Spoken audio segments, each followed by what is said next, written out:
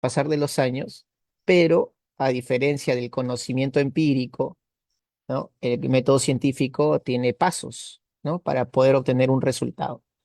Muy bien, y la historia tiene esos pasos, ¿no? Justamente la observación, el planteamiento de una pregunta, eh, una experimentación no como tal, sino es una revisión de documentos, ¿no? Que suele hacer la historia, para empezar a armar o explicar eventos sociales que han ocurrido en el pasado o también en el presente. Entonces, otra cosa que hay que ir reconociendo es que ¿por qué es social? ¿No? O sea, es la ciencia, ok, ya sabemos que es ciencia, pero ¿por qué es una ciencia social? Y eso se responde de esta manera, porque su objeto de estudio es la sociedad. Claro, yo les pregunto ahorita, ¿no? ¿Por qué la física, la biología y la química, a ver si me responden en el chat, son llamadas ciencias naturales? ¿Qué me responderían ustedes? ¿Por qué ese grupo de ciencias la llamamos ciencias naturales? ¿Cuál sería tu respuesta? A ver, te leo. Porque lo encontramos en la naturaleza. Porque, ok, ¿su qué? Escuché naturaleza, pero no, lo del medio no entendí. ¿Podrías repetir? Porque Por, lo encontramos en la naturaleza. ya, algo así. Pero si lo convertimos en unas palabras más exactas, es ¿Pero porque, existe el hombre? Se basa en algo con natural. claro, su objeto de estudio es la naturaleza. ¿Pero O sea, existentes al hombre? ujú, claro, lo que estamos haciendo acá es una división de la ciencia basada en su objeto de estudio, ¿no? Por ejemplo, las matemáticas y la lógica se le dicen ciencias formales, porque su objeto de estudio son las formas y los símbolos, ¿no? Y las figuras. Entonces, la psicología, la historia, la economía, la geografía, todos ellos son ciencias sociales porque su objeto de estudio es la sociedad, o sea, tratan al hombre como un ser social, ¿no? Ok. Por eso es que el concepto es muy sencillo, ¿no? Porque cuando yo digo ciencia social, ya sé a qué me estoy refiriendo. O sea, la historia estudia al hombre, porque el hombre es parte de la sociedad. Ok, es la ciencia social que estudia los hechos y procesos acontecidos a través del tiempo y el espacio.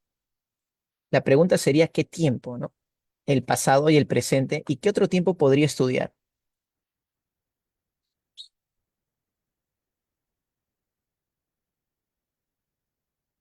Pregunto, ¿puedo estudiar el futuro? No. No, Muy bien, no se puede estudiar el futuro, porque no se puede estudiar lo que aún no ha sucedido, ¿no? Correcto. A menos pues, que usted sea pitonizo, ¿no? Un oráculo, chamán, no sé. Pero obviamente no se puede estudiar el futuro. Pero ¿por qué el presente sí se estudia? Porque el presente también es pasado. ¿Eh? ¿Quién dijo eso? Este señor que ven a continuación, el francés Marc Bloch, que desaparece en la Segunda Guerra Mundial, como pueden ver la fecha, ¿sí? No se halla sus restos, ¿no? Desaparece en plena Segunda Guerra Mundial.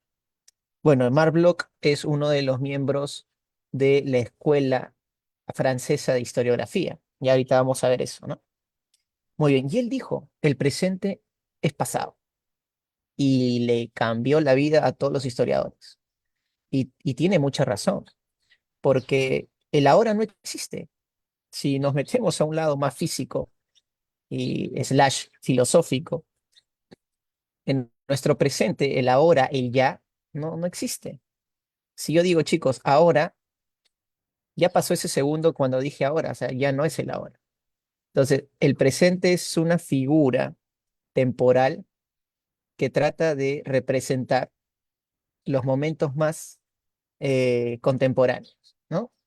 Pero más actuales, en vivo, podríamos decirlo así. Pero eso pasa, no existe un presente en sí, ¿no? Solo es una representación de un pasado muy cercano a nosotros. ¿Cuánto se demora aproximadamente la llegada de la luz solar a la Tierra? ¿Sabe? 8 minutos. 8 minutos. 8 minutos y unos segunditos, ¿no? Correcto. Muy bien. Por lo tanto, ¿qué estamos viendo en el cielo?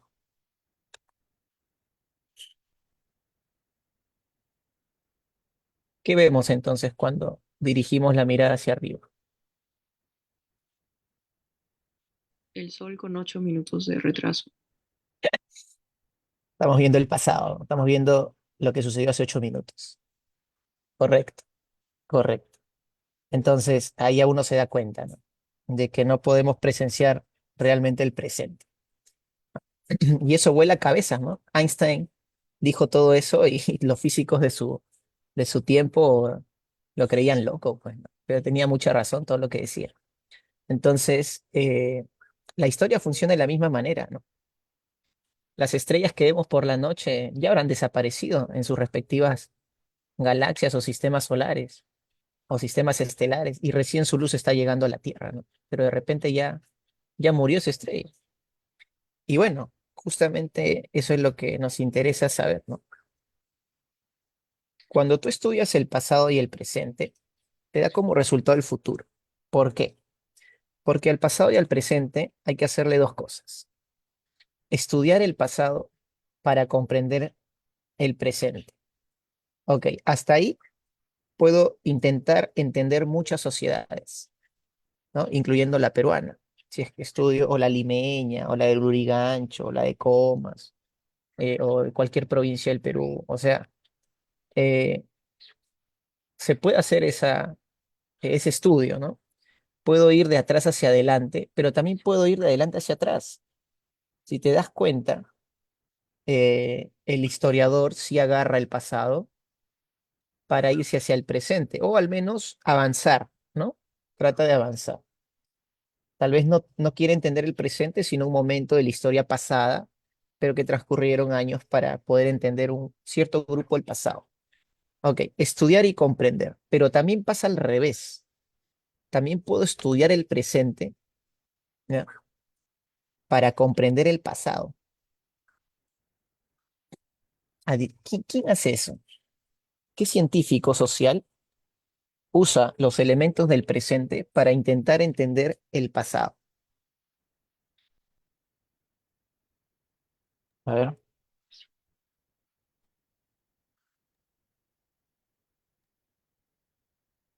¿qué primo del historiador hace eso? A ver, vamos a ver el chat. Los arqueólogos.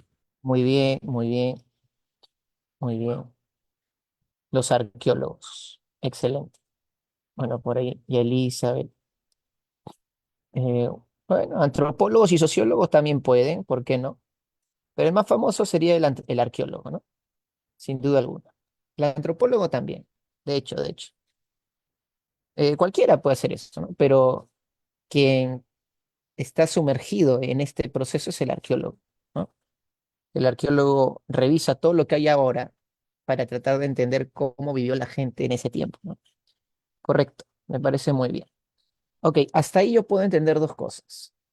Eh, Puedo obtener información del pasado y el presente para ir identificando problemas sociales.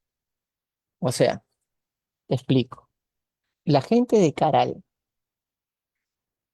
sembraba árboles cerca a los ríos para evitar las futuras inundaciones. ¿Con qué razón? Los árboles, por sus raíces, absorbían el agua del desborde. Y esto haría prácticamente que se evite la destrucción de la comunidad o los campos agrícolas. Entonces, uno se pone a preguntar, ¿por qué un pueblo de hace más de 4000 años tuvo el ingenio de reconocer su espacio geográfico y evitar catástrofes durante los cambios climáticos como el fenómeno del Niño? ¿Y por qué hoy, con toda la tecnología del mundo y con todo el conocimiento satelital, tenemos víctimas por el fenómeno del Niño? Eh, este verano, felizmente, los planes de prevención han tenido relativo éxito, porque no hemos visto en noticias lo que hemos visto años atrás, ¿no? Súmale a eso, que que no es que tampoco no haya ocurrido accidentes. El río Cañete también se desbordó, ¿no? Pero se esperaba que este fenómeno del Niño sea peor. Felizmente el anticiclón del Pacífico Sur calmó un poquito, ¿no? Las cosas. Hemos tenido suerte este verano, porque estamos en pleno fenómeno del Niño y pareciese que íbamos a tener un golpe fuerte de desborde de ríos. Muy bien. Pero en las ediciones pasadas del Niño o del ciclón Yaku, ¿no? O el Niño Costero, vimos cosas muy feas en televisión. Y se supone que desde el tiempo de Fujimori también se vieron cosas horribles. Y en los tiempos de Belaúnde, también el río, el norte del Perú, con la inundación de los ríos y las lluvias, pasaron por momentos muy lamentables. Entonces, se supone que tenemos que aprender de eso, ¿no? Y es aquí donde, ¿qué tengo que hacer?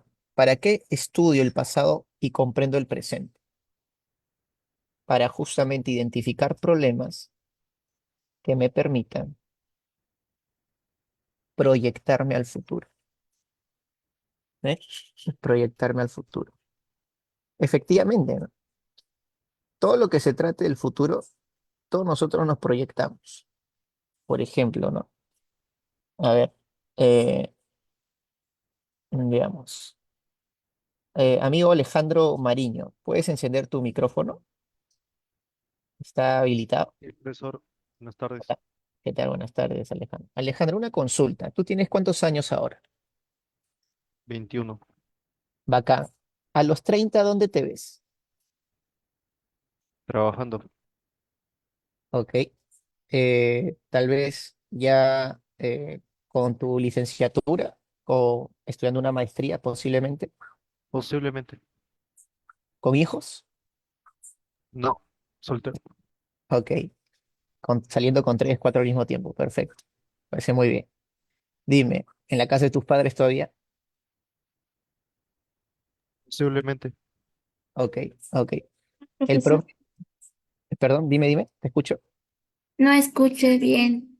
Ah, ya. No, decía que tu compañero se ve a sus 30 años trabajando con una carrera ya terminada, posible posgrado, aún en la casa de sus padres, posiblemente, porque está difícil conseguir un DEPA a los 30.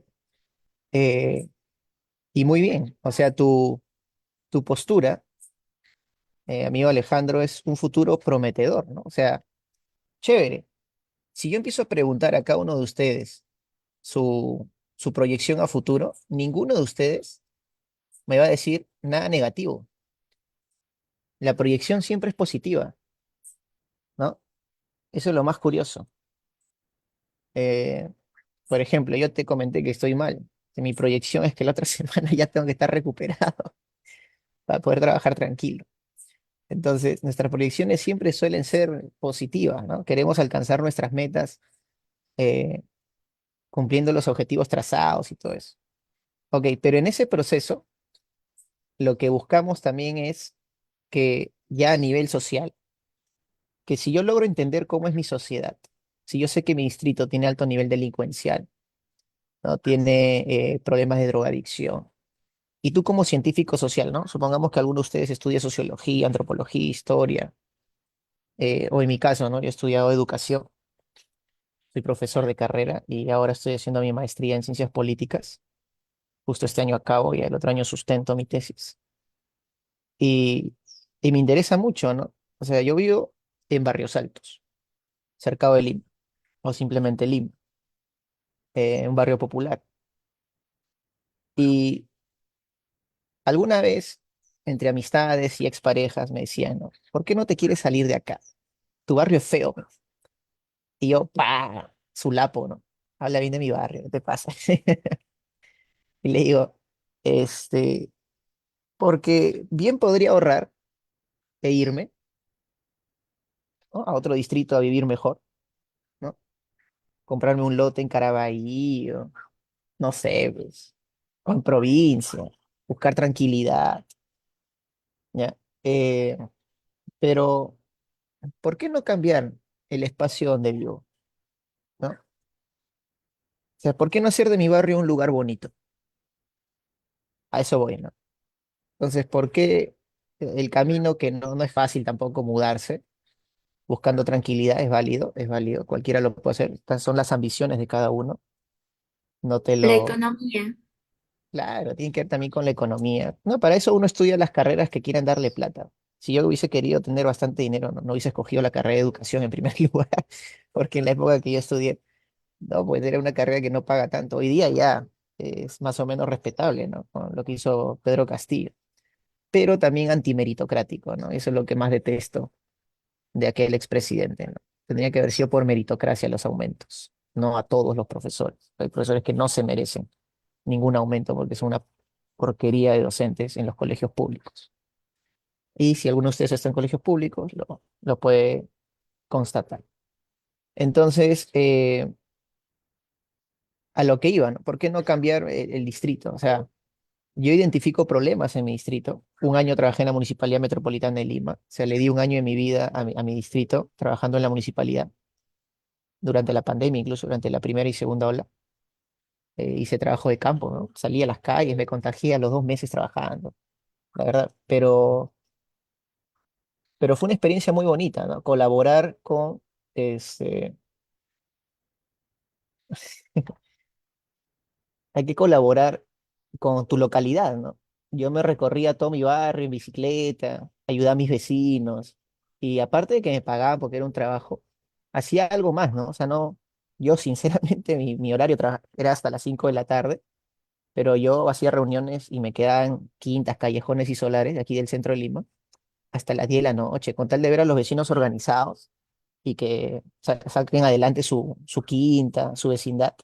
Genial, ¿no? Yo decía, bueno, ese es mi plus, ¿no? O sea, no me pagan horas extras, pero es lo que estoy haciendo por mi comunidad. Entonces, en algo, ¿no? Los problemas son grandes, son fuertes. Por ejemplo, aquí en el centro de Lima, en el sector que a mí me tocaba administrar, yo tenía un aproximado de 15.000 vecinos. Yo solo, a veces tenía un acompañante y me recorría pues varios sectores de cercado. Tenía el Mercado Central, tenía la Avenida Grau, tenía el Jirón Amazonas, o sea, por donde venden libros. eh, Tenía la calle Capó, o sea, tenía los sectores comerciales y vecindades, pero también había mafias muy fuertes de ambulantes y todo eso. Entonces, ya con esas cosas yo no me podía meter, ¿no? Entonces, pero a eso voy. No está mal que te quieras mudar, no está mal, pero si puedes cambiar en algo tu distrito y te sumas esa mochila pesada, bacán, pues, ¿no? Y hay otros que queremos cargar una mochila mucho más pesada llamada Perú, ¿no? Hay que empujar ese triciclo, como dirían los mojarras, ¿no? Muy bien. Claro, el país está fuerte, ¿no? Tenemos una decadencia política terrible. Bien, ¿y todo esto para qué es, muchachos? O sea, ¿para qué me proyecto a futuro? ¿Qué es lo que la historia nos tiene que enseñar? ¿Cuál es la finalidad? La finalidad es evitar cometer los mismos errores, ¿no? Por eso te decía lo del fenómeno del niño, ¿no? Te decía justamente que tendríamos que seguir con los planes de prevención porque es un fenómeno cíclico, viene, regresa cada cierta cantidad de años, y ya tendríamos que evitar accidentes, teníamos que evitar estos desbordes de ríos ya, y se han hecho planes, ¿no? Se han hecho planes, no es que tampoco no se haya avanzado nada, pero hay mucho que hacer todavía en este país, ¿no? Entonces, esto es fácil decirlo, fácil escribirlo, pero muy difícil llevarlo a la práctica. Tú dices, ¿no? Profe, la matemática me ayuda porque lo llevo a la práctica, ¿no? Cuando ves descuentos en tus tiendas por departamentos, ves descuento de calzado, ¿no? Aplicas lo que te enseñaron en aritmética, ¿no? Tu suma, tu multiplicación, todo eso se aplica en la vida diaria, ¿no? Tu economía, la forma de hablar, tu lenguaje, o sea, hay ciencias que nos ayudan a entender bastante la sociedad. Y la historia es la ciencia más infravalorada de todas, ¿no? O sea, a la gente le aburre. eh, Hay estos comentarios que dicen, pero ya pasó, pues, ¿para qué vamos a estudiar lo que ya sucedió? Ya, hay que mirar hacia adelante. Y está bien, hay que mirar hacia adelante, pero a veces hay que dar un paso hacia atrás para tomar impulso, pues. O sea, para cometer menos errores en el futuro, hay que revisar el pasado, ¿no? Esa es la lógica. pero no es fácil hacerlo. O sea, esta es la parte práctica de la historia que es muy compleja y complicada. No es fácil. Yo que enseño historia largos años, ya más de 13 creo, eh, he cometido errores nuevos, como he repetido algunos. O sea, soy humano, ¿no? Tampoco soy un robot, pero trato de no cometer los mismos, ¿no? O sea, lo intento, porque obviamente no somos perfectos, pero sí somos perfectibles.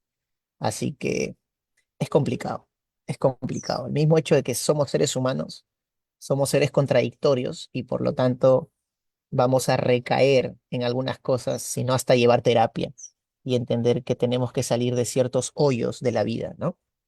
Muy bien. De eso se trata la historia, ¿no? Obvio, el pasado recontra importa, ¿no? Recontra importa. Por eso es que cuando ustedes tengan su proyecto de familia y te cites con tu pareja, o bueno, con la chica o chico que vas a salir, y, y estén en pleno proceso de conocerse, el pasado importa. Yo te recomiendo que así como jugando, ¿no? Le digas, oye, ¿y en tu familia qué antecedentes médicos tiene? Así como jugando, ¿no? Porque si tú quieres tener un hijo o una hija con tu futura pareja, hay que ver los antecedentes médicos, sinceramente. Es un life hack. Así como jugando, ¿no? Así como jugando. A ver, dime, ¿no? Para mejorar la raza. Muy bien, sigamos. Ok. Esto es difícil, pero espero que en algún momento de su vida logren entenderlo. Complicado. A ver, la historia es prospectiva y retrospectiva. Es más, podríamos agregar también que la historia es predictiva, pero vamos a ver cómo, ¿no? A ver, un momento.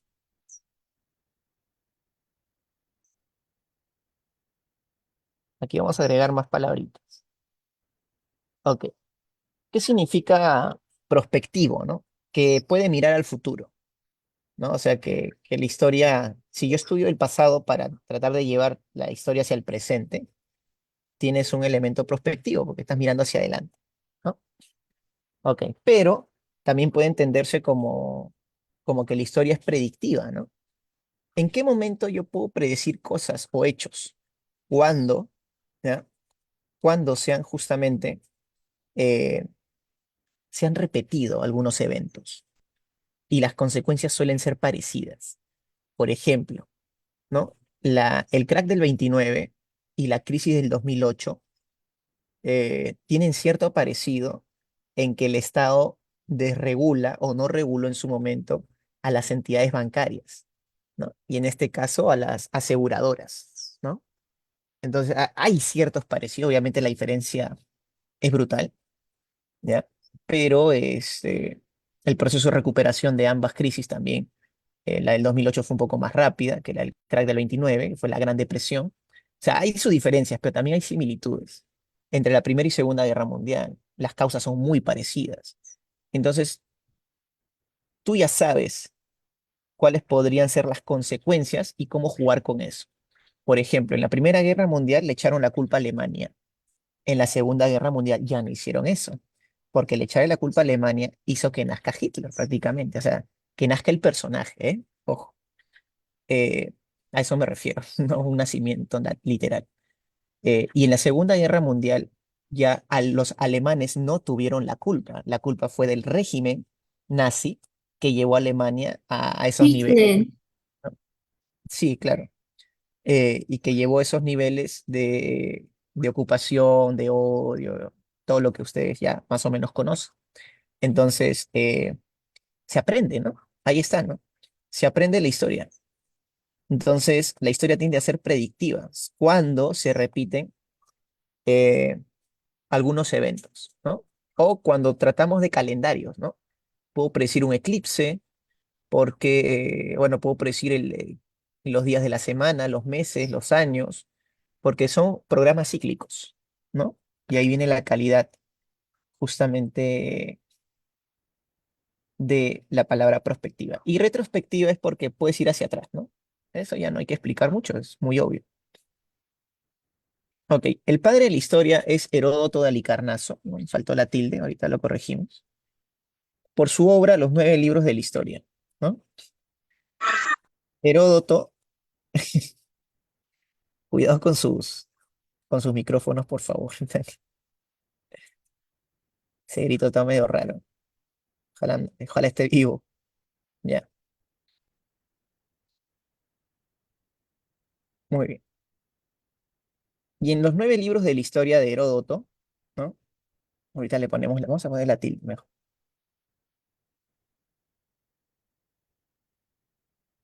Ok,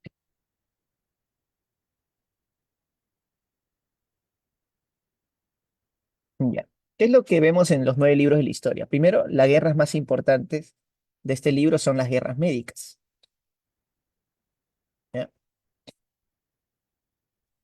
Eh, y te explica el por qué sucedieron las guerras médicas. Entonces, cuando ya Heródoto, a diferencia de otros narradores, Heródoto trata de explicarte cosas. Ahí viene la diferencia con narradores de historias, ¿no? Eh, Él ya no le mete nada de los dioses. Trata de explicarte objetivamente, entre comillas objetivamente, porque obvio lo ve desde el punto de vista griego. Te habla también de los pueblos como Egipto, los fenicios, los persas, los propios griegos, atenienses, espartanos.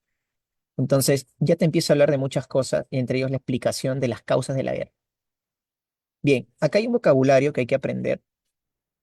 Eh, Vamos a agregar un par de palabras más. ¿Ya?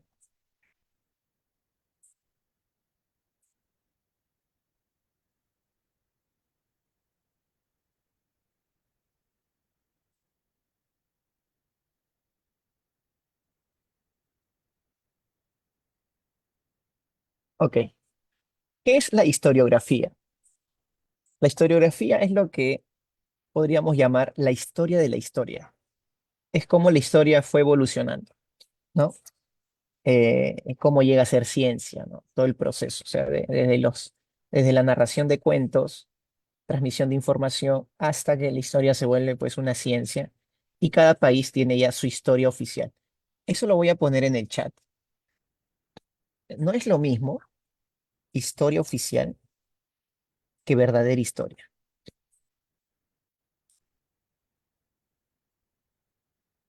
o historia verdadera.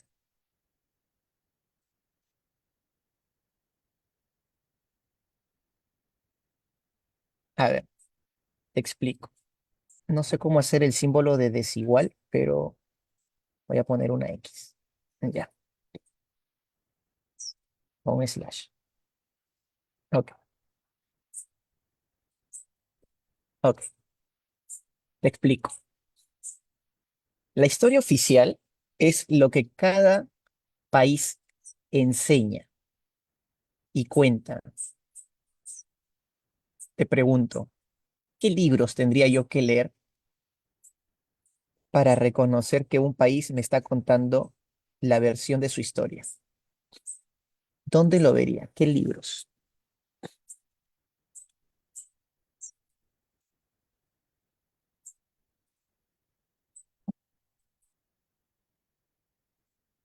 A ver. La del profe Samaniego. Mi pata Samaniego. Ojalá se encuentre bien.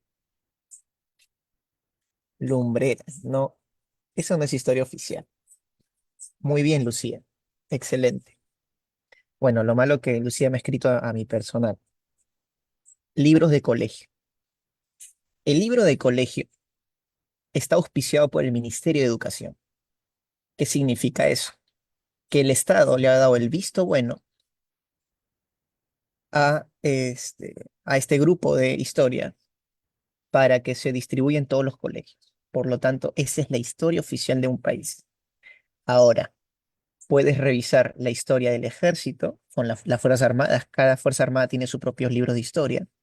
La FAB, la Marina, la aviación, perdón, el ejército. eh, Cada institución, el Congreso, el Palacio de Justicia, ¿no? El Poder Judicial. Todos ellos, cualquier libro que salga del Estado es la versión oficial, ¿no? Ahora, no, es que privado es otra cosa.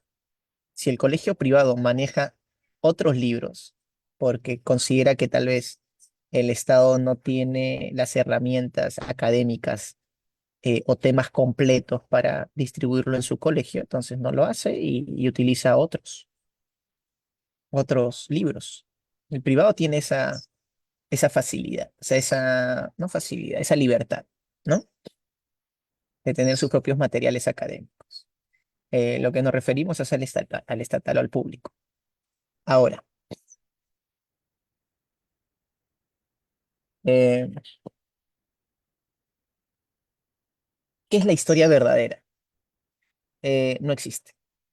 Es un término totalmente absurdo, muy usado por gente ignorante, mucho en redes sociales, ¿no? Suelen escribir, ¿no? Cuando hay un debate histórico, dicen, es que en el colegio no te han enseñado la verdadera historia. Ok, enséñame tú la verdadera historia. Dime qué libro tengo que comprar para saber la verdadera historia, ¿no? O sea, cuando ocurre ese tipo de cosas, de verdad a mí me revienta en las redes sociales. Yo ya no discuto años en las redes sociales, años. Dije, no, gente muy ignorante que escribe porque tiene dedos y listo. Muy bien. Nadie tiene la historia verdadera. Es un absurdo, un ridículo, ¿no? Bueno, luego la historiología es lo que estamos haciendo a continuación. Eh, explicar por qué la historia es ciencia, su concepto, eh, sus características, ¿no? O generalidades, como lo he colocado, cómo se periodifica, ya. Todo eso es historiología, es el estudio de la historia, ¿no? Yo te recomiendo que tomes apuntes, ¿no? No, como que la biblioteca de Merlín te mintió. Mi pata Merlín. Muy bueno. Para mí, el único ahorita historiador, divulgador de historia que el Perú tiene, la verdad. El único. De ahí, por ahí un par de canales. No, ni fregando. Hugo no, no. Hugo es cultura general nomás. Merlín es historiador. Kevin Zabaleta puede ser. He visto sus videos, pero Merlín es historiador y se basa mucho en darte la fuente, ¿no? Considero que ahorita es el único verdadero divulgador de historia que hay. Divulgador, ¿eh? Sí, Hugo es ingeniero sanitario, creo. Hugo Chubox. No, pero él es la entrada a un tema, ¿no? O sea, quieres saber un tema, lo ves con Hugo y luego averiguas por tu cuenta.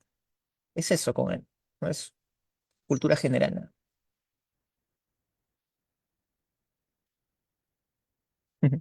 Bien, ok, y hay advertencia, jóvenes. Ya. Vamos con estas cuatro palabras ahora. Ucronía. Para aquellos que tengan Disney Plus en su casa y vean la serie de Marvel, hay una serie animada que se llama What If, o What If, ¿no? ¿Qué pasaría si? Ok, eso es ucronía. ¿Qué pasaría si? Y la pregunta que todo chivolo, chivola se ha hecho, ¿ya? Este, de, en su colegio, principalmente en primaria, ¿eh? Todos se han hecho esta pregunta, todos. Acá que me diga que no, me está mintiendo. Le preguntaste a tu profesor o profesora. Dice, profesor o profesora. Y si no llegaban los españoles, ¿qué hubiese pasado? Esa es la clásica. Esa es la pregunta más clásica que todo el mundo ha hecho a su profesor. Y si no les Sí. pregunta, lo has pensado en algún momento, ¿no? Tal vez no lo has dicho, pero lo has pensado. ¿Qué hubiese pasado si los españoles no venían o se demoraban más? ¿No? Ok, ya. La cantidad de respuestas que tiene esa pregunta, eso se llama ucronía. Esos son los mundos paralelos, ¿no? O sea, el abanico de respuestas que pueden pasar. Bueno, podrían pasar muchas cosas, la verdad. Cuando me preguntan eso en academia, yo le respondo con otra pregunta. Le digo, discúlpame, pero si hoy no venías a la academia, le digo, ¿qué harías en tu casa? Y me dice, profe, jugaría Play, estaría en la computadora, iría con mi mamá al mercado. Un montón de opciones. Y le digo, ya, pues, si no venían los españoles, tienes un montón de posibles respuestas, ¿no? Claro, posibles futuros, ¿no? Posibles escenarios. Eso, no te puedo decir, pues, ¿no? ¿Qué hubiese pasado si ni que fuera el Doctor Strange, ¿no? Para poder ver el multiverso. Ok. Anacronía es cuando lo que, sí, ajá, efectivamente. La ucronía es así, los posibles eventos, ¿no? ¿Qué hubiese pasado si? Es la pregunta para la ucronía. La anacronía es que eh, lo que se dice no corresponde a su tiempo histórico. O sea, ponte que yo te diga, los incas usaron cañones. No, imposible. Los incas no conocieron armas de fuego sino hasta la llegada de los españoles. Entonces, eso es anacrónico, ¿no? Estás mezclando dos temas que no están en su tiempo correspondiente. Eso es anacronía o es anacrónico, ¿ya? Es lo que no pertenece a su tiempo. Los incas eran altos. No, ese es un mito, pues. Es un mito. Tamaño promedio del peruano, 1,60 m, 63. Ponte ya el inca habrá medido 1,65 por ahí. Poco más, podría ser. Pero no. Estaban bien papeados, eso sí. Sincronía es que hay un orden temporal. La historia es secuencial, ¿no? La historia tiende a ser secuencial, por eso dicen que es sincrónica. Los hechos están relacionados unos a otros. Eh, y diacrónica o diacronía es que puedo ver la historia de atrás para adelante, ¿no? No hay ningún problema. ¿Sí? Muy bien. Esas son las palabritas, ¿no? Un vocabulario historiográfico. Ahora, la, la historia surge como ciencia en el siglo XIX. ¿Ya? ¿Por qué? Porque está asociada al nacionalismo. Cuando los países de Europa, ¿ya?, empiezan a querer expandirse en el siglo XIX, usan la ideología nacionalista como gasolina ideológica, pues, ¿no? Y para enseñar este nacionalismo en los colegios y tener futuros soldados con sentido de identidad patriótica, la historia empieza a sistematizarse, ¿no? A revisar justamente,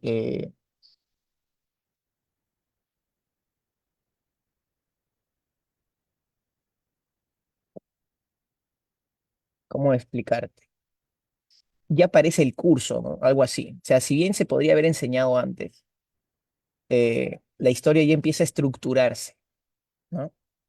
Cómo debe ser enseñada la historia. Empiezan a aparecer diferentes escuelas, ¿no? Como te digo, ya la historia ya deja de ser una simple disciplina y empiezan a recapitular eventos del pasado y darle un orden a categoría de ciencia, ¿no? Tratan de explicar, ok. La sincronía y diacronía son dos términos contrarios, ¿ya? La sincronía es que tú puedes estudiar varios eventos al mismo tiempo porque la historia es secuencial, pero ponte, ¿no? Yo quiero ver historia del Perú, Ramón Castilla, 1860, ponte, y estoy viendo el imperio napoleónico de Napoleón III, ¿no? El imperio francés. Entonces es sincrónico, ¿no? O sea, puedo estudiar dos elementos en paralelo, ¿no? Porque es sincrónico y secuencial. O sea, ocurre en el mismo tiempo. Pero diacronía es lo contrario a sincronía, es solo estudio un hecho nada más a lo largo del tiempo, ¿no? Cómo va evolucionando, sin mezclar otras cosas, ¿no? Sin hacer comparaciones, ¿ok? Se puede hacer eso, claro, a veces es necesario tener un panorama mayor de la historia, ¿no? Pero, por ejemplo, ¿no? Cuando tú hablas del Perú antiguo, antes de la llegada de los españoles, ese es un estudio diacrónico, ¿no? Porque solo es Perú, o sea, no se involucra nada más. Pero cuando los españoles llegan, ya tu estudio no puede ser diacrónico, no tiene que ser sincrónico, porque lo que sucede en Europa afecta a América, entonces ya cambia la situación, ¿no? Sincronía es que eventos múltiples se pueden estudiar por la secuencia en la historia, ¿no? Están relacionados. Y diacronía es solamente lo que vas a estudiar un solo hecho nada más, o un proceso, sin relacionarlo con otros. Eso es sincronía y diacronía. Ok, la historia surge como ciencia en el siglo XIX en Europa, en Europa. ¿Qué es historia universal en este caso? ¿No? Es el estudio histórico de, de lo que sucede en el mundo, ¿no? Desde la llegada de los seres humanos, su aparición del Homo sapiens o del Homo habilis, los homos, hasta la actualidad. ¿Quién la hace? La hace el historiador, ¿no? Pero también lo puede hacer el antropólogo, el sociólogo, lo pueden ayudar, ¿no? Ya, ok, hay que ir avanzando. Acá solo te voy a explicar brevemente los 4 momentos y de qué se trata. El materialismo histórico, el historicismo, el positivismo y la escuela de los annales, que viene de la palabra anual, todo lo que pasa en un año, solo que está en latín, ¿sí? Esa es la francesa, esa es la escuela francesa de que habíamos hablado hace rato. Ya, el materialismo histórico es de Karl Marx, ¿no? Es la propuesta de Karl Marx que lo que trata de explicar es justamente que la historia ha evolucionado basado en las necesidades materiales que el hombre ha tratado de satisfacer, ¿no? En este caso, las condiciones y las necesidades de la sociedad a partir del elemento económico y la famosa lucha de clases, ¿no? Ese es el materialismo histórico de Karl Marx, ¿ya? Lucha de clases, economía y sociedad. Esos son los puntos claves de la forma en cómo él ve la historia. El resto es secundario, dice, ¿no? La política, la religión, eso está en la famosa superestructura. La base es la economía y la sociedad y la lucha de clases. Los historicistas o la escuela historicista, ¿sí? Relaciona lo individual, o sea, una persona cambia todo, ¿no? Y ahí entran las biografías, por ejemplo, ¿no? Ahí tenemos a Guillermo von Humboldt, que no es Alexander, él es el de geografía, este es otro. ¿Ya? Hace una, el historicista te describe tal cual fueron las cosas, ¿no? Pero se basa mucho en lo individual. O sea, que una persona cambia todo, ¿no? Hago la historia de la Segunda Guerra Mundial, pero desde el enfoque de Hitler, ¿no? O de Mussolini, ¿entiendes? El positivismo intenta explicar que cada periodo de la historia mejora y que el siguiente periodo es mejor que el anterior, ¿no? Tiene una figura progresista.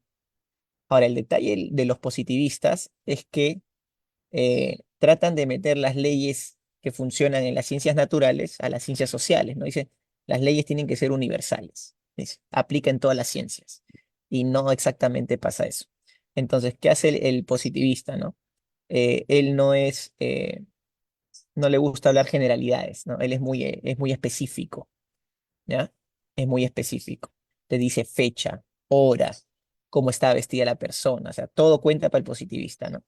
Porque si quieres generar un análisis, tienes que saber los datos hasta los menos resaltantes, pero bueno, el positivista tiende a eso. Esto se vivió en el Perú buen tiempo porque así eran anteriormente las clases, ¿no? El profesor se abría su libro y te dictaba. Tú tenías que escribir ahí. Muy bien. En el caso de la Escuela de los Annales, es una crítica al positivismo y también una crítica al materialismo histórico, ¿ya? Para los franceses, como Marc Bloch, no necesitas basarte solo en la economía, en la sociedad. No, puedes hacer historia de lo que sea. Historia de lápiz, historia de la botella de plástico, ¿no? ¿Por qué? Porque todo lo que el hombre ha inventado o ha creado lo ha hecho en un contexto histórico, dentro de un espacio geográfico. Por lo tanto, es chévere. Y esta postura ha permitido que en los últimos años un nuevo grupo de historiadores integre a sus estudios historiográficos el clima, porque cuando el clima interviene en la historia, se explican mejor muchos fenómenos. A ver, hay una preguntita. ¿Lumbreras es apto para San Marcos? No, no. A Lumbreras hay que leerlo cuando ya tienes una base, pues, ¿no? Tienes una base. El de la pre. O sea, cualquier libro pre, cualquier libro de preparación de historia del Perú es válido. San Marcos tiene una postura media materialista y eso se refleja en sus preguntas de examen de admisión. Aunque parece que en los últimos años ha ido variando eso, o sea, en los últimos 2, 3 añitos, pero tiende a preguntarte mucho por economía y sociedad, ¿no? Pero hace poco preguntaron por política. No recuerdo en qué pregunta vino algo así. pero no, San Marcos tiene un enfoque materialista. Hasta cierta parte de los exámenes se podía presenciar eso en las preguntas, pero parece que eso ya está cambiando. Para HU, yo recomiendo el libro de la Pre-San Marcos primera edición. Es uno medio marroncito, medio guinda, creo, con la Acrópolis o un templo griego que está en portada. Ya ese es básico, súper básico. Y de ahí incluso vino una pregunta en el examen pasado, creo en H1, no recuerdo en qué examen. ¿Ya? Para HP, cualquiera, Editorial San Marcos, el del profe Samanío que ustedes mencionaban por ahí. Aunque yo recomiendo los libros de Perú colonial y Perú republicano hasta 1950 de Gustavo Pons Muso. Eso lo encuentras en Amazonas. Esos libros deben estar 5 soles, 6 soles. Son los libros de colegio de los 70. ¿Ya? Ah, no sabía que Samaniego tenía libro de H. Eh, bueno, tal vez no lo sé, no lo he revisado, sinceramente. Ya. Y esas son las 4 escuelas. Ciencias que apoyan a la historia, todas.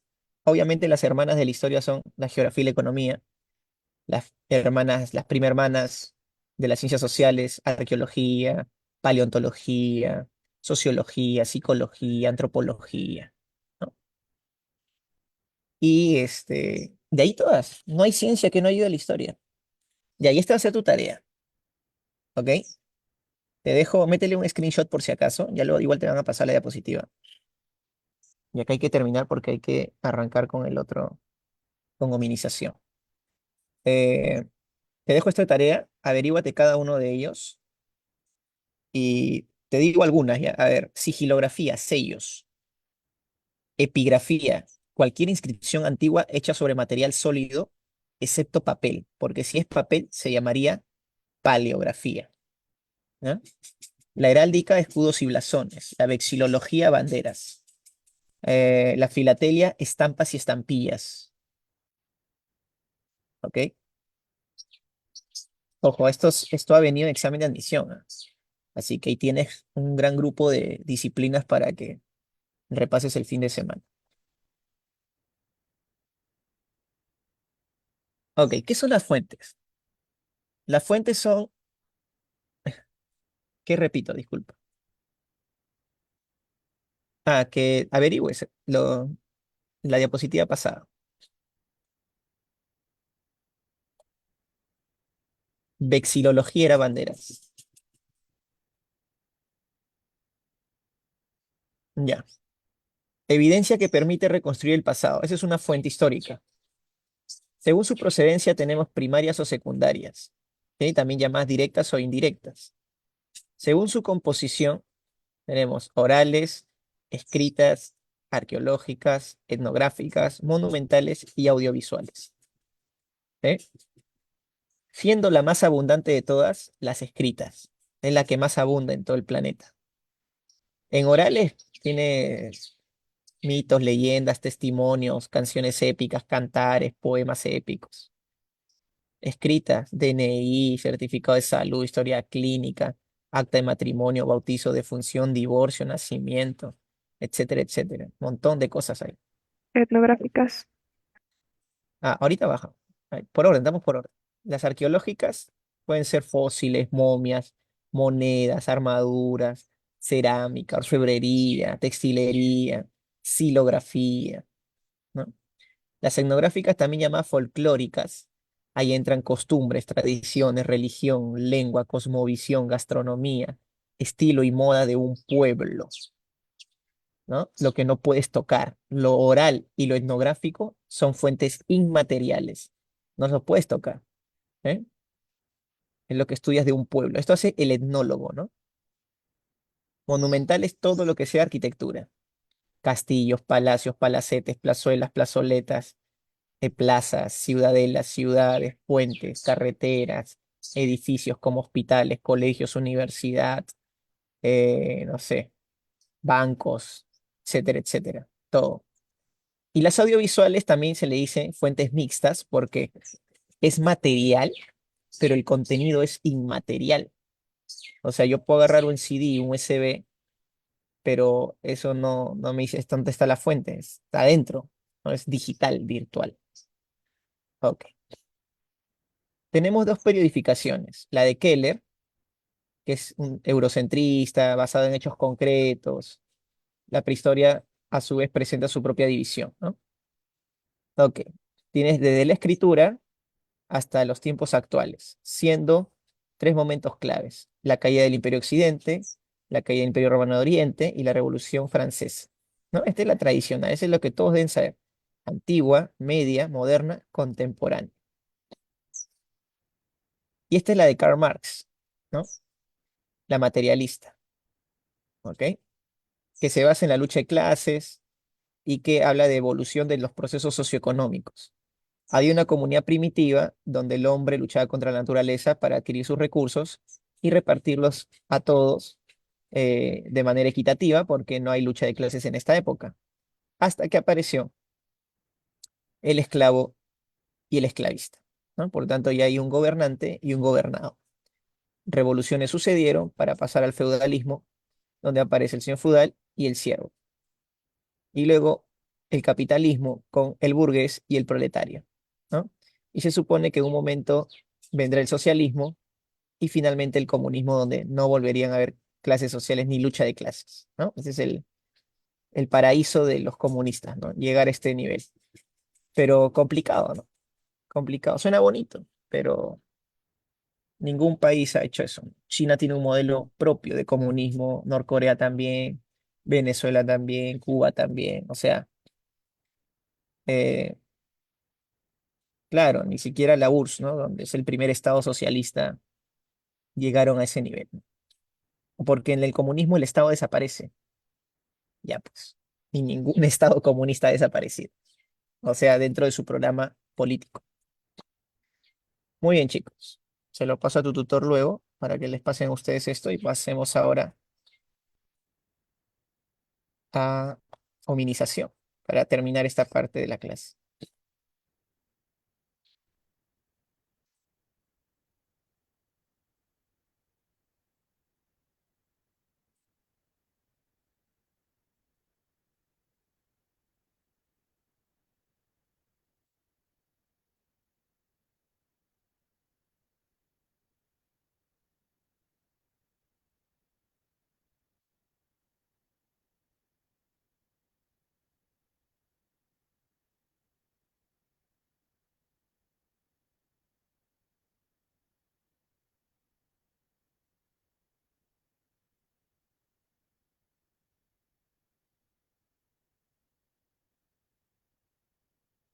Hasta ahorita, ¿alguna duda? ¿Todo bien?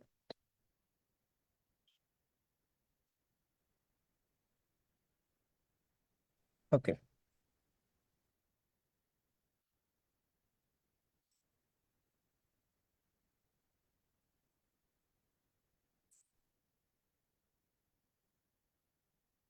excelente.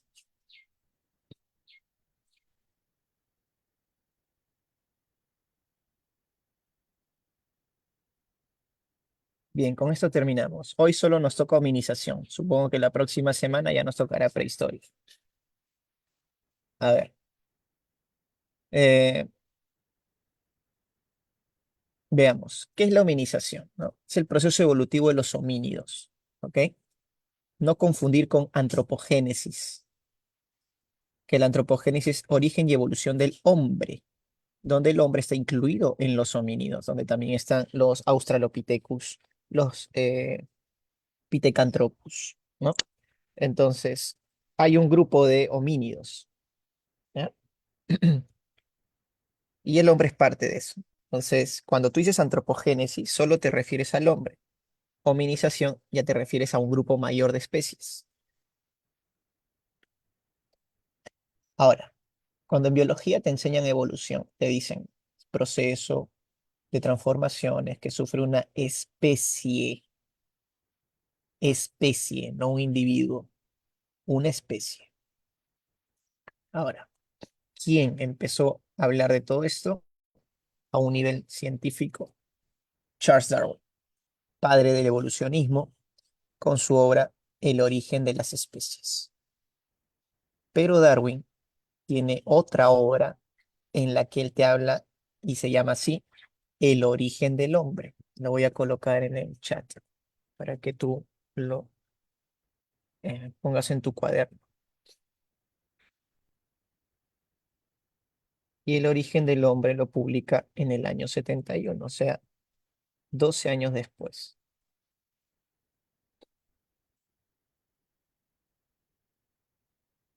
Ya. Ahora, en El origen del hombre, Darwin teoriza todo. Teoriza, nada más, chicos. Teoriza, ¿ya? No, no muestra evidencia y dice que si las especies han evolucionado, el hombre posiblemente también. Muere Darwin en el 82 y 10 años después, Eugene Dubois o Eugene Dubois encuentra el Pithecanthropus erectus, el primer hueso hallado o cráneo hallado de un hombre previo al Homo sapiens. Ya te imaginarás, todo el mundo quedó loco porque lo que Darwin teorizó se estaba cumpliendo. O sea, Darwin era de verdad un tipazo. Tenía una mente pero espectacular para proyectarse de esa manera hacia el pasado, entendiendo todo el ciclo biológico de las especies en el planeta, ¿no? De algunas especies, obviamente.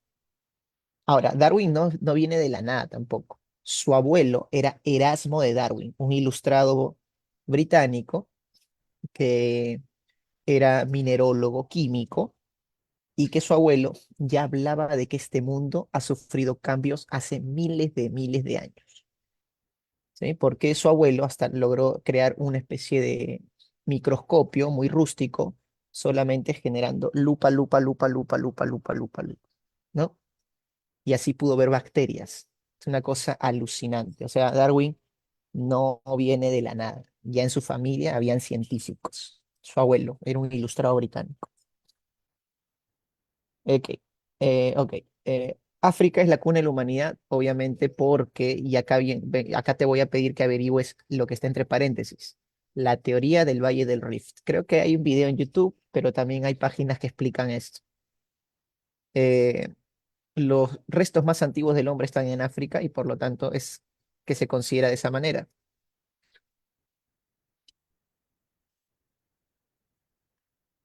Ahora, ¿qué ciencias van a ayudar a la evolución? La antropología, la arqueología, la paleontología, la citología, la genética, la geología, la química, entre otras más, ¿no? Esto llevó a Darwin a ser excomulgado de la iglesia incluso, porque la iglesia puso el grito al cielo por la idea del creacionismo, ¿no? Que Dios creó al hombre a su imagen y semejanza. Y con el pasar del tiempo apareció la figura de que somos nosotros el diseño inteligente de Dios. Pero ese argumento también es inválido, porque nuestro cuerpo no tiene, ¿cómo decirte? La bioingeniería que tenemos en nuestro cuerpo tiene fallos. Díganme, ¿ustedes han visto alguna vez un gorila pelucón o un chimpancé pelucón? No, ¿sí o no? ¿Por qué? Porque su crecimiento de vello es limitado.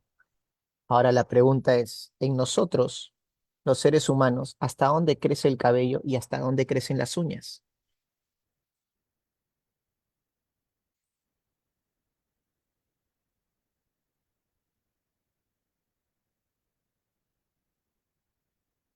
O mejor dicho, ¿cuándo se detiene ese proceso de crecimiento?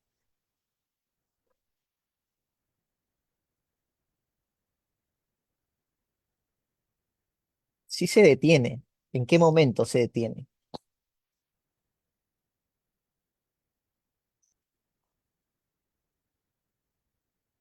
¿Me estás preguntando o me estás respondiendo?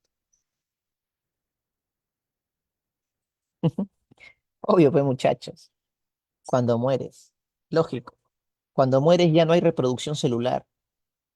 Profesor, pero las tumbas, los cabellos salen más largos, ¿no? Ese es falso, ese es un mito. El cráneo se deshidrata, dando la apariencia de un cabello largo. Las, los dedos se deshidratan, dando la apariencia de una uña larga. Ese es un mito médico, de que el cabello y las uñas crecen incluso después de morir. Eso es falso. Cuando tú mueres se acabó todo. Ya no hay reproducción celular.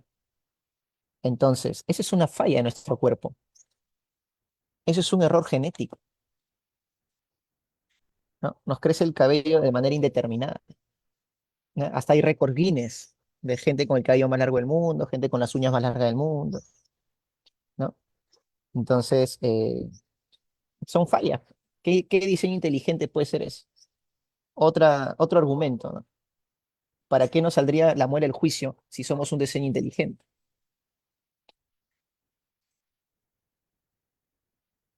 Claro, la barba también, ¿no? Tienes razón. Entonces, la muela el juicio, ¿no? También. Entonces, yo te invito a que veas esto, ¿no? Vestigios evolutivos. Nuestro cuerpo tiene en su haber una gran cantidad de pruebas de que somos producto de una evolución, ¿no? Te doy dos pruebas y de ahí ya tú lo buscas porque hay un video muy chévere de Curiosamente, un canal mexicano, que tiene un video sobre vestigios evolutivos, se las recomiendo. Curiosamente, y la página Academia Play tiene muy buenos videos interactivos de historia y cultura general. Eh, Primero, las pruebas embrionarias.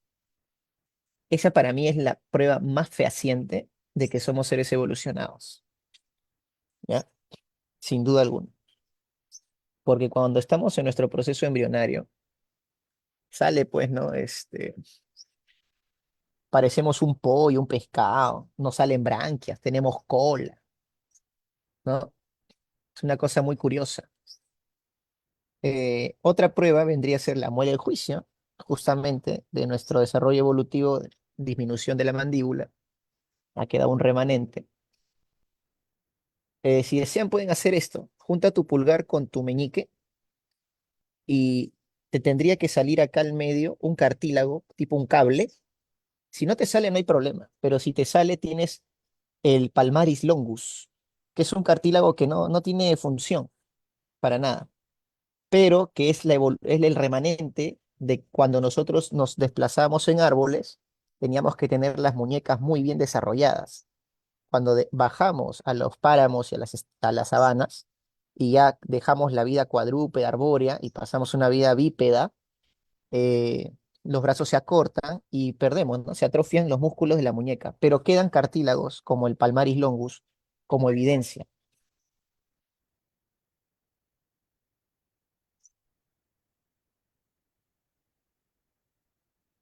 Está en YouTube, ¿ah? En YouTube pones vestigios evolutivos curiosamente. Así se llama el canal mexicano, curiosamente. Ahora, ese es el detalle. El apéndice tiene un problema. El apéndice se le ha encontrado, ¿qué cosa? Funciones de flora bacteriana. Entonces, si todavía tiene funciones dentro del sistema digestivo, está en duda si es un vestigio evolutivo. Ahora, eh, ¿qué más? Pero si yo me lo saco del cuerpo, al apéndice, tampoco me pasa nada, ¿no? Entonces, es como que por eso la duda todavía, ¿no? Algunos dicen que es un vestigio, otros dicen que no, todavía cumple funciones.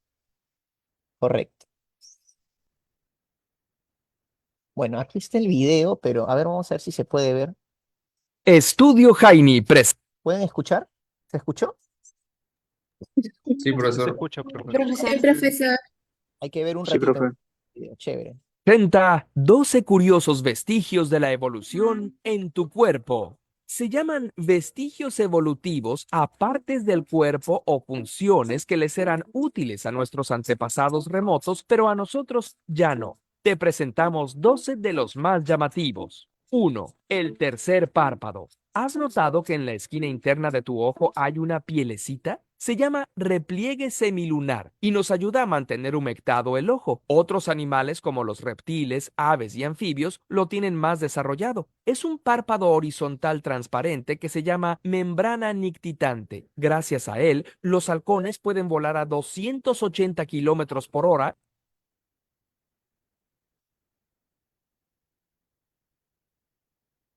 y seguir viendo sin que se les meta una basurita en el ojo. Los humanos conservamos la membrana y los músculos que la mueven, pero ya no los usamos. 2. Las orejas móviles. Hablando de músculos, aún conservamos los que permiten mover las orejas, como lo hacen los gatos y otros animales para localizar con precisión fuentes de sonido. Pero solo unos cuantos humanos privilegiados pueden moverlas y ser el alma de fiestas y reuniones. Aquí tenemos al papá del guionista haciendo una demostración. ¿Tú puedes? 3. Orejas puntiagudas. Muchas personas tienen una bolita o una punta en una o las dos orejas. Se llama tubérculo de Darwin, aunque Darwin lo llamaba punta de Woolner por un escultor amigo suyo que la representó en uno de sus trabajos. Este detalle no cumple ninguna función. Es un remanente de las orejas puntiagudas de nuestros ancestros animales. 4. Piel de gallina. La piel se nos eriza cuando hace frío o en una situación emocionalmente fuerte. Se llama piloerección. A los animales con más pelo les permite conservar el calor o parecer más grandes. A nosotros no nos sirve de nada, pero de todas maneras se nos pone la piel chinita. Tenemos un video que habla más de eso. 5. Pezones extra. Otros mamíferos no tienen uno, sino varios pares de glándulas mamarias. Aunque los humanos generalmente tienen 2 pezones, algunas personas nacen con vestigios de pezones extra, y no son pocas. Se estima que le sucede a 1 de cada 18 personas. Seguramente conoces a alguien con esta característica, aunque no lo sepas. 6. Muela del juicio. La dieta de nuestros ancestros primates incluía más plantas fibrosas y su higiene dental no era la mejor, por lo que tener 4 muelas de repuesto seguramente les venía muy bien. A nosotros que tenemos las mandíbulas más chicas, por lo regular solo nos causan dolores de cabeza. Bueno, dolores de muelas. 7. Apéndice. Ok, hasta ahí nomás por el tiempo, ¿ok?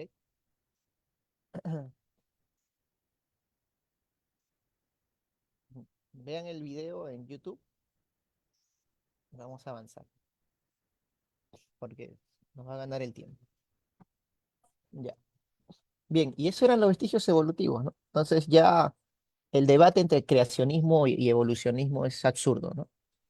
No se puede debatir teniendo como evidencia solo la Biblia o libros sagrados, ¿no? Ok. Ahora, el creacionismo o fijismo, ¿no? Inicialmente fue una propuesta de Georges Cuvier, ¿ya? El personaje que vemos a continuación. Él es el padre del catastrofismo. Cuando él propone la idea de que el ser humano ha surgido por generación espontánea, la iglesia chapó su propuesta y lo asoció justamente con la creación divina, ¿no? Pero él no se atrevía justamente a eso. Pero él es el padre del catastrofismo, o sea, una serie de accidentes, dice él, generaron la presencia del hombre. Y no está tan errado porque para que se formen los primeros aminoácidos, y esto lo van a ver en biología con la teoría de la vida de Vladimir Ilich Oparin, el caldo nutritivo, el vulcanismo, las tormentas eléctricas, ¿no? eh, Lograron justamente generar los primeros aminoácidos para formar proteínas y luego los primeros seres unicelulares. O sea, la catástrofe del planeta empezó a generar la vida. Bueno, Cuvier ya hablaba de algo parecido. La Iglesia Católica ha tenido, pues, posturas. El Papa Pío XII intentó poner el tema a debatir en la Iglesia, pero no llegó a oficializarlo, ¿no? ¿Cómo decirte? Se limitó, ¿no? No llegó a exponer el tema, pero ya quería ponerlo en debate. Se aguantó. Y Juan Pablo II, en los 90 dio a entender un poco en una entrevista que con la frase célula et cellulae, ¿no? Es decir, toda célula proviene de otra célula, es un principio biológico, ¿no? Dando a entender de que posiblemente pues haya un proceso de evolución. O sea, la iglesia no lo ha confirmado, pero muchos católicos asumen la posición de que la evolución es un proceso natural guiado por Dios. Y a eso le podemos llamar teoría mixta, ¿no? Entonces, los dos papas que han hablado del tema, o bueno, alguien intentó hablarlo, el otro sí, de alguna otra manera generó una postura o puso el tema a debatir fueron estos dos papas, ¿ya? Y esa es la teoría mixta, ¿no? Fusionar creacionismo con evolucionismo. En el evolucionismo tenemos pues a la teoría de Darwin, hecho por Darwin y Alfred Russel Wallace, que curiosamente este señor, cuando Darwin regresa de su viaje, le da todo un file que él también teorizó igualito todo lo que Darwin hizo. Mientras él lo hizo en pupitre, Darwin sí tenía evidencias por su viaje que se había hecho alrededor del mundo, ¿no? Y proponen la idea de que el más apto sobrevive, ¿no? Ok, y hay tres principios de esta teoría: adaptación, mutación y selección natural. Cuando yo me adapto a un espacio, mi cuerpo empieza a mutar. Si esta mutación persiste en las futuras generaciones y toda la especie ya empieza a tener cambios, entonces ya estamos hablando de evolución. Y esto implica de que tengo las aptitudes necesarias para sobrevivir. Ahora, lo contrario también, ¿no? Si no tuviese esas aptitudes, voy a fenecer, voy a desaparecer. Eso también es selección natural. Miren, ¿cómo sabes si la naturaleza te quiere o no te quiere? Por ejemplo, eh, todos nos hemos enfermado de muchas cosas, ¿sí? En nuestra vida, ya. Ahora, ¿no? Justo que te hablaba que me dio dengue. Tengo que tomar, según lo que me ha dicho el doctor, 5 a 7 litros diarios de agua, comer normal y paracetamol cada 8 horas, 1 gramo, ¿no? O sea, 2 pastillas de 500. Entonces, si yo quisiera probar que la naturaleza me quiere, no tomo nada. Y si me muero, bueno, pues ya sé que la naturaleza no me quiere. O sea, ¿qué te estoy tratando de decir? Que el ser humano ha superado la selección natural hace tiempo con el desarrollo de ¿qué?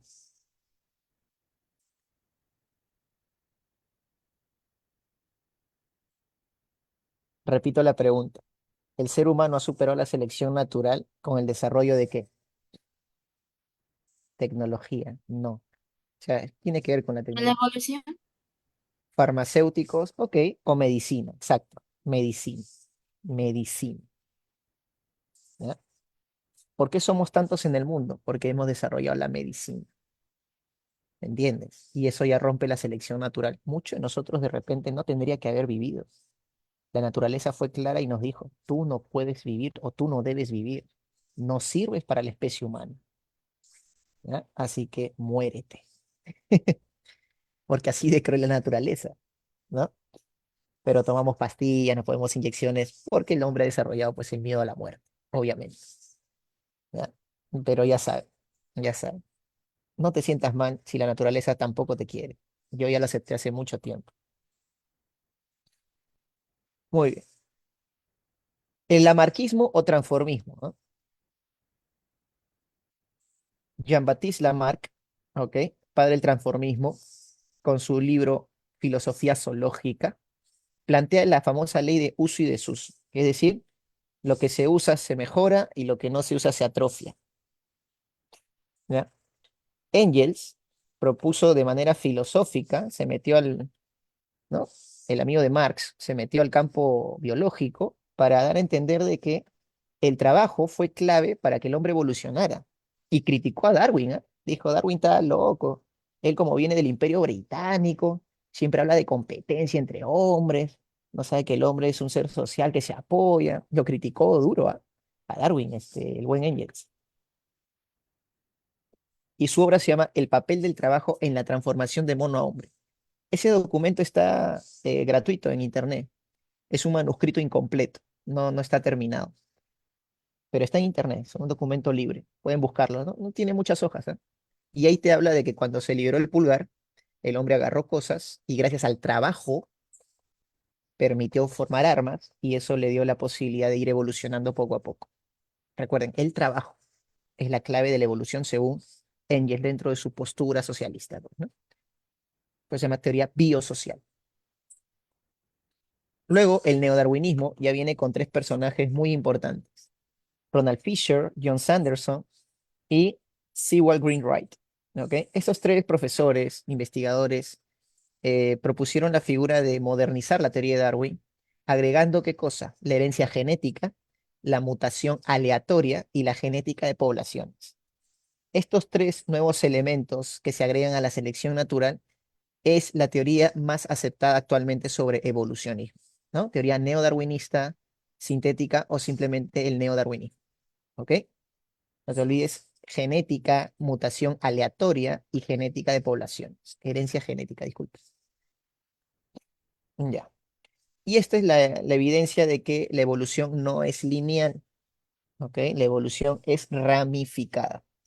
Y tienes dos cuadros, ¿no? De un grupo español, aquí el grupo Atapuerca. Y aquí otra imagen que encontré que me pareció útil, ¿ya? Para explicar poco a poco cómo se fue desarrollando la vida humana, ¿no? Muy bien.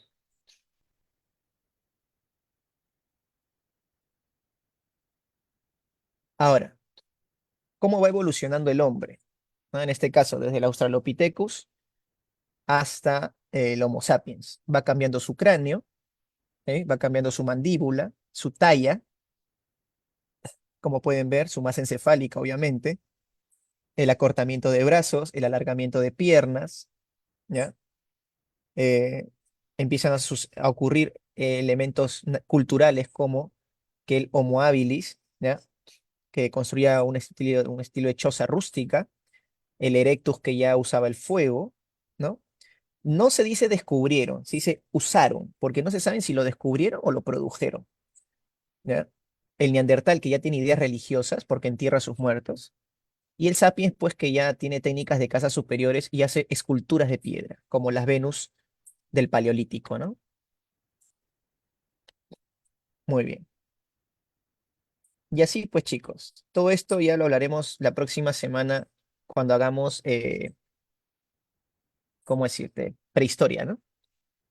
Y ya con esto, simples son datos, ¿no? No me voy a poner a leer cosas que tú puedes hacerlo, ¿no? No quiero insultar tu inteligencia. ¿Por qué enterran a sus muertos? Buena pregunta. Porque posiblemente ya creían que el cuerpo no es un elemento simplemente material. ¿Por qué enterraría a mi muerto? ¿No? ¿Qué estaría pensando para hacer eso? Porque antes yo moría y me comían, ¿no? Antropofagia, canibalismo. Hay que sobrevivir, ¿no? Pero si entierras es porque estás creyendo en algo más allá de la muerte. La religión. Claro, ya aparecen ideas religiosas, ¿no? O sea, el hecho de creer en la vida después de la muerte, porque si, ¿por qué enterraría un muerto? O sea, ¿cuál sería la lógica? Es porque asumo de que de repente existe un alma o una energía que acompaña al cuerpo, ¿no? Por eso dicen que ya aparece la primera religión. No, no, el neandertal nomás. El neandertal. A ver, déjeme ver hasta qué hora tenemos. Ya, nos queda 8 minutos. Preciso como para dar las claves. Ya, chicos, mientras dejo aquí esta parte de la pantalla, vamos a ir brindando las claves.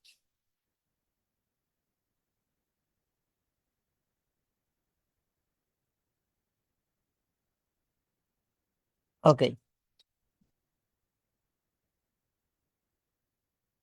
todos con su material, por favor.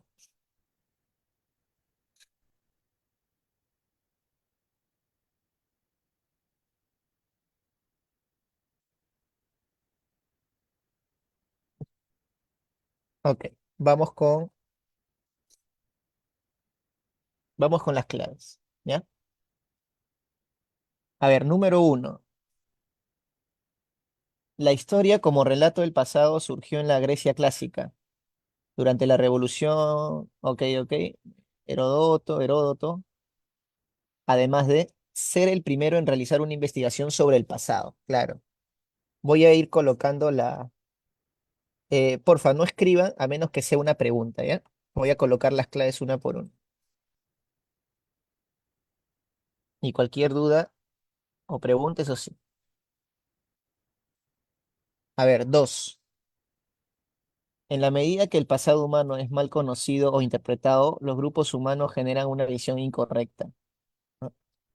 En ese sentido, la utilidad de la historia radica en lo que hemos visto, pues, hace ratito.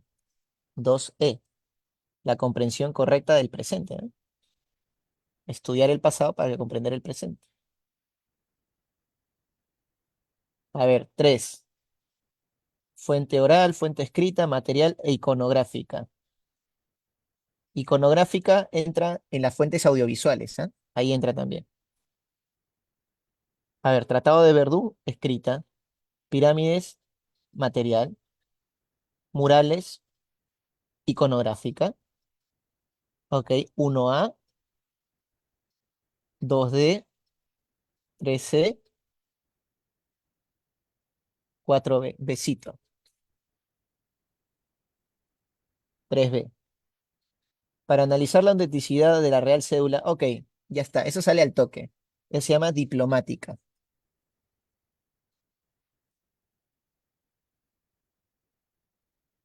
Dentro de la línea de tiempo, la división tradicional de la historia está dada por edades, las cuales pueden cambiar de acuerdo a acontecimientos simbólicos, lo que hemos visto hace rato.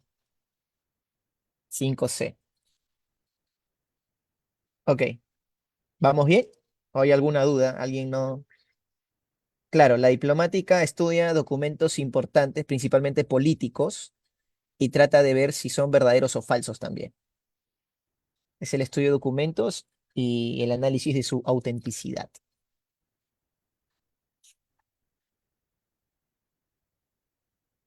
Ok, vamos con el segundo grupo de claves. La división clásica de la historia, desarrollada por el alemán Cristóbal Celarius o Keller en el siglo XVII, permitió acuñar los términos de antigua, media y moderna. El defecto más resaltante de esta propuesta es que solo se desarrolló en Europa, ¿no? Occidente. 6 besito.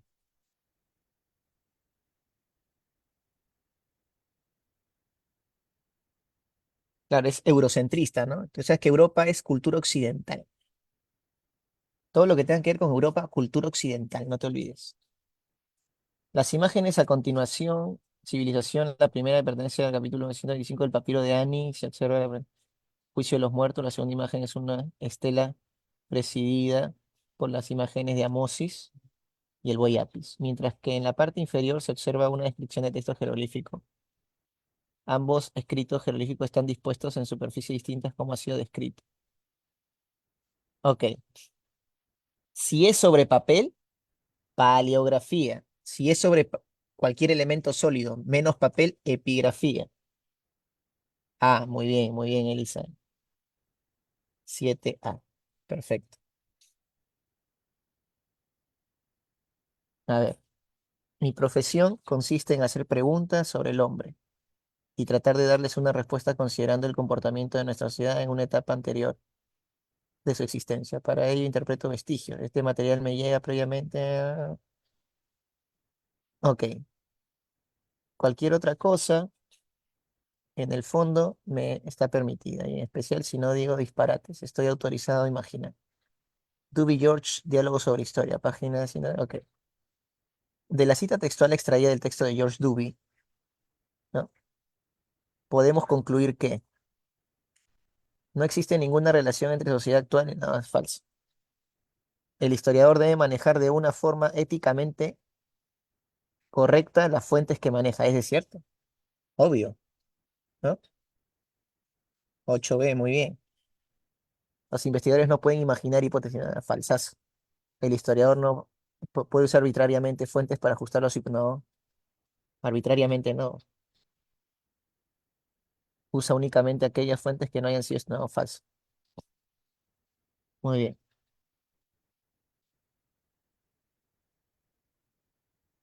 9. Con respecto a los factores que activaron el proceso evolutivo de la familia de los homínidos y que a lo largo serían trascendentes para la aparición del género Homo, indique los enunciados correctos. La adaptación de los grandes simios a la marcha hípeda en la sabana, verdadero. La especialización del pulgar oponible para manipulación de objetos, verdadero.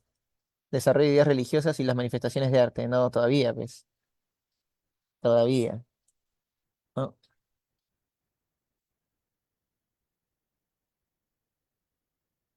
Eso es mucho después.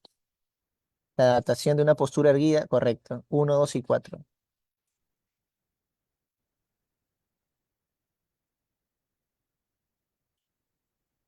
10. En las imágenes se observa la formación. Ok, esa es la del Valle del Rift. Ya. Su impacto en el proceso evolutivo radica en la expansión de la sabana y la adopción del bilpeísmo. Esa es. Esa es. Esa es la teoría del Valle del Rift. Te invito a que lo lean. 11. Ordene cronológicamente los siguientes restos fósiles del proceso de hominización. En orden. Primero el Australopithecus. Luego el Homo habilis. Luego el Homo erectus. Luego el Neandertal y luego el Cromañón. Dedito. 11 dedos.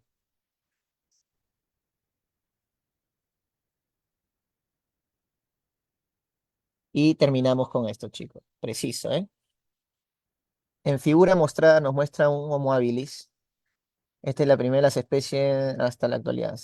Señala las afirmaciones correctas. Ok. Por la figura mostrada se puede ubicarse en la edad de piedra, ¿sí? El hombre era nómada y habitaba cavernas o abrigos rocosos, ¿ya? La manipulación del fuego no corresponde a un logro de esta especie.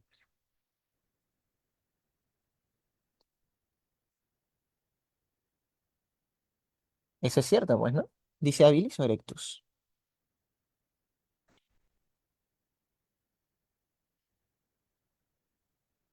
Habilis dice. Habilis. Entonces, la manipulación del fuego no corresponde a un logro de esta especie. Verdadero, pues, ¿no? Que le pertenece al erectus. Está bien. ¿Esta especie conoce y domina las actividades? No.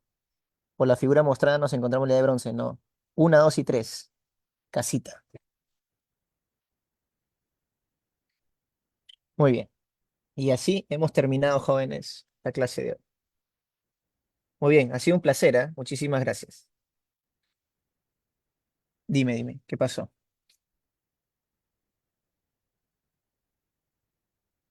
A ver,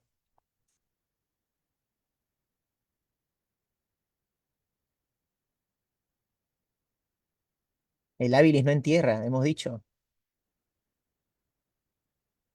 Elabora herramientas, no usa fuego. No, ahí es solo dos, nada más. No, solo dos.